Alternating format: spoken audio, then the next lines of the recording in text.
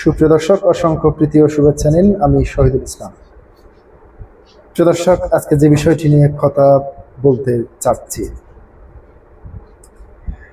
স্বৈরাচারের পথে সরকার, বড় পরিবর্তন আসন্ন, জিএম কাদের।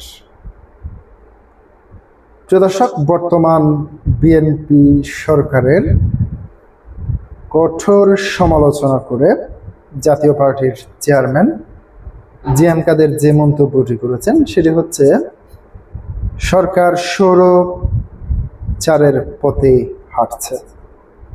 বিগত 17 বছর যে স্বৈরাচার এর নাম শুনেছি, বর্তমানেও একই কায়দায় স্বৈরাচার কায়েম করার চেষ্টা করছে বলে অভিযোগ করেছেন জাতীয় পার্টির চেয়ারম্যান জিএম কাদের।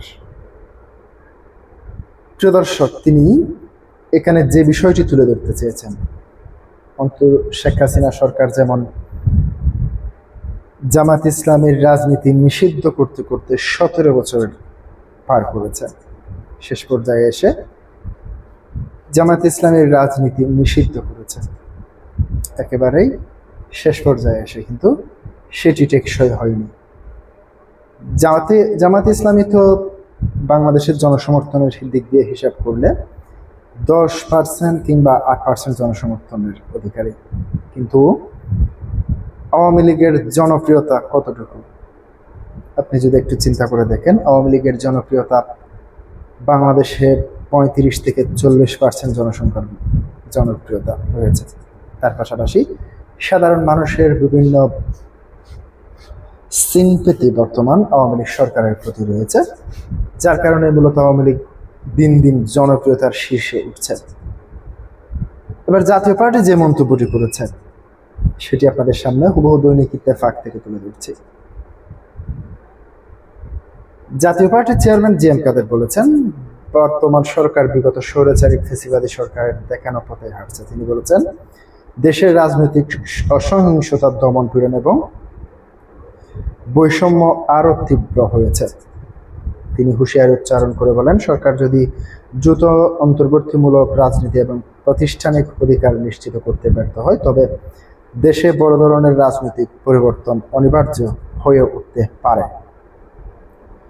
শনিবার 4 জুলাই রাজধানীর কাকরাইলে ডিপ্লোমা ইঞ্জিনিয়ার্স ইনস্টিটিউশন মিলনায়তনে জাতীয় আইনজীবী ফেডারেশন কেন্দ্রীয় আহ্বায়ক কমিটি 2024-এর পরিচিতি সভায় প্রধান অতিথির বক্তব্যে তিনি এসব কথা বলেন।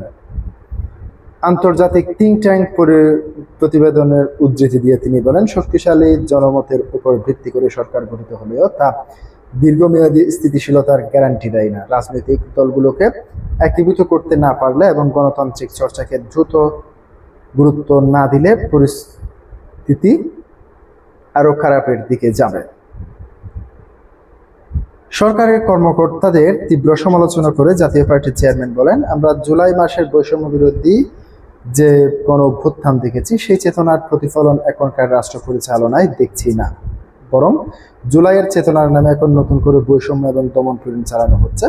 রাজনৈতিকভাবে ভিন্ন মত পোষণকারীদের রাস্তাঘাটে হেনস্থা করা, হাটে বাজারে বাধা দেওয়া এবং আইন করে রাজনৈতিক দল নিষিদ্ধ করার মতো কর্মকাণ্ড ফ্যাসিবাদী মানসিকতাই বহিঃপ্রকাশ। আওয়ামী লীগকে নিষিদ্ধ করার ইস্যুতে জিএম কাদের বলেন, 2-1টি রাজনৈতিক দলকে বাদ দেওয়া বা দমন করলেই দেশে স্থিতিশীলতা আসবে না, বরং রাজনৈতিক অন্তর্বর্তী এবং জবাবদিহিতা নিশ্চিত করাই এখন সময়ের দাবি।